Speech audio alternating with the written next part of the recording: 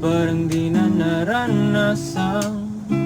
Ikaw naman ang ipaglaban.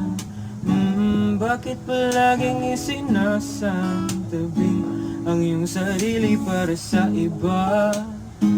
Naghahangat sa taong di babalik.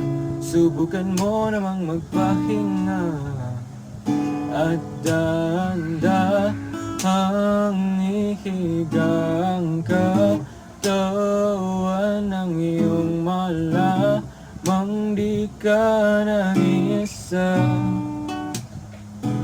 Halika na't di kailangang pilitin, dahil para sa akin ika'y mahalaga.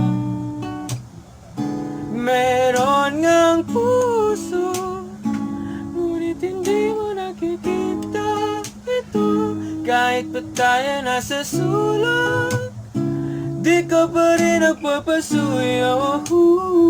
Konting pilit pa ba ang kailangan?